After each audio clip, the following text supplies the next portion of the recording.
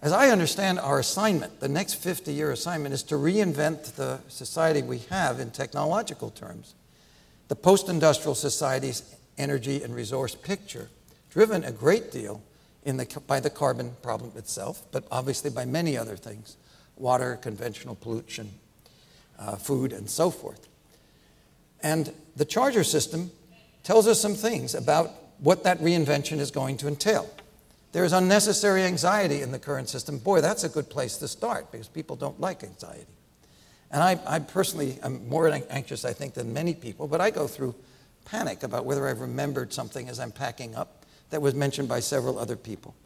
It creates standby junk. This materials flows that accompany energy flows is a real thing. And again, people haven't mentioned it. I go and buy this, the extra charger, the aftermarket, whatever it's called, because I want to have an extra one. I buy an appliance, I get the thing, I buy another one so that it's in my briefcase, so I don't have to remember to take it off the wall into my briefcase. No one's mentioned that. That's a whole piece of the problem. So there will be fewer sales if that doesn't happen, because when you get to the hotel, you know that there's going to be one for you. It'll be in the room. It'll be part of what comes with the service. So there will be some of that.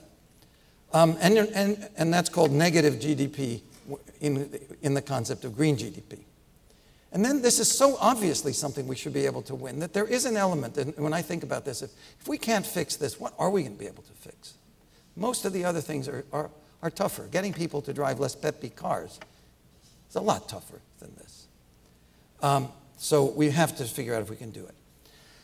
Nobody has said much about, or in fact, maybe anything about the plug-in hybrid. I already alluded to the fact that when you're starting from carbon, you get to a plug-in hybrid very quickly. There aren't that many ways of having decarbonized transport fuel.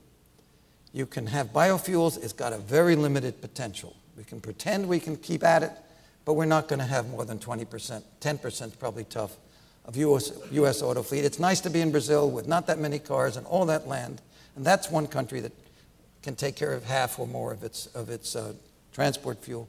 Biofuel is not going to give us this unless we have a completely different set of technologies which have their own problems.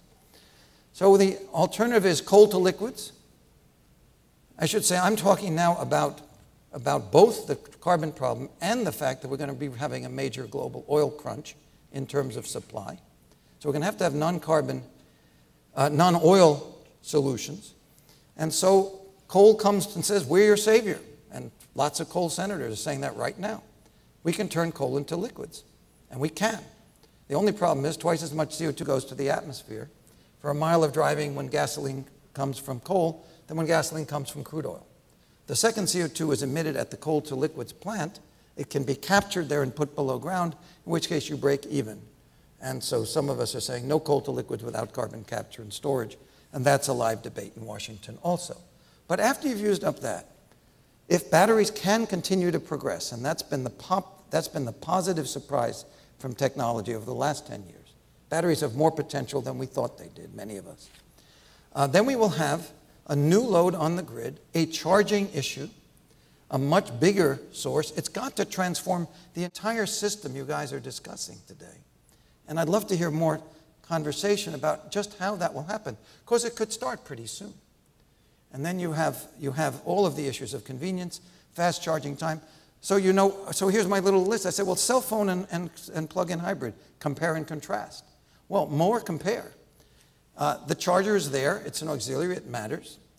The consumer is going to assume some things and hope that others will come. We'll assume user safety. Mention that. Socially acceptable manufacturing. That has to do with child labor and things like that. We didn't discuss that today. Durability and ruggedness, we did discuss. And pleasing design, we wonderfully discussed. The consumer seeks, in addition, convenience, which we don't have right now, fast charging time, which will be very important for that vehicle, smart interaction with the grid. Again, one of the obvious things you do with it when you have a conversation between your appliance and the outer world is to find out what time it is, and then to find out what the load is on the electricity system, where the power cost can range by a factor of 5 or more over the course of a day. So why on earth would we charge anything if we had some time? We could set a little switch saying, I don't have to charge this until tomorrow afternoon, and it would use it on the cheap power. That's an obvious way to save give a benefit to a customer. It might also say, if it's one of the things people worry about with things like wind, is it's often not matched to the load. But if you want to charge you get kicks out of charging your cell phone on power that's generated by wind, it'll tell you when the wind is blowing. Or whether the wind is likely to blow in 3 days in a particular period of time, in a particular season.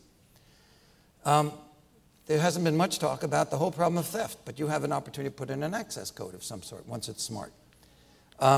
Resource efficiency is what we did discuss, and materials flows.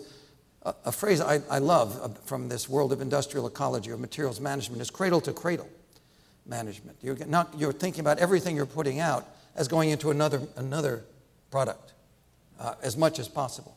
And I was just sitting here today, the Germans have had a major emphasis, more than any other country, I think, on asking the manufacturer to take back the plug, take back the appliance, whatever it was that was made.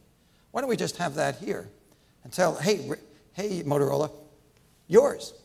And then that will change things to some extent in materials flows. And it's the easiest thing to do.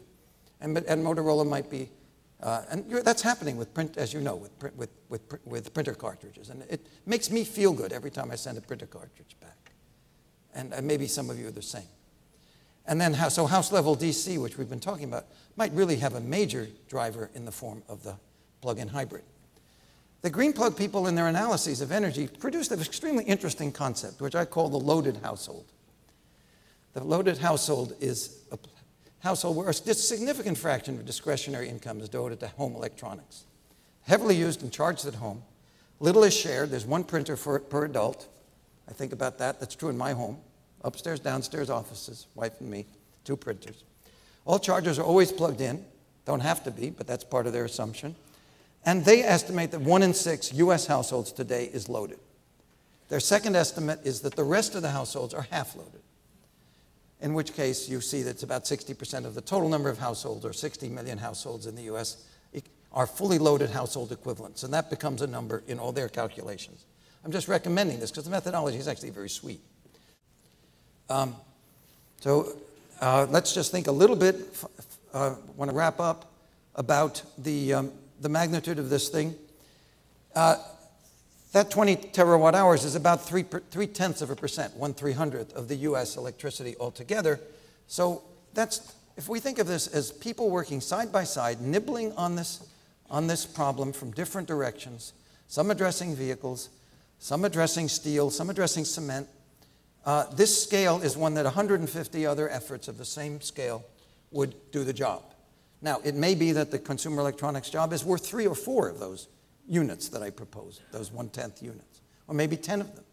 But there are 150 activities of the size I just described to be done in the US.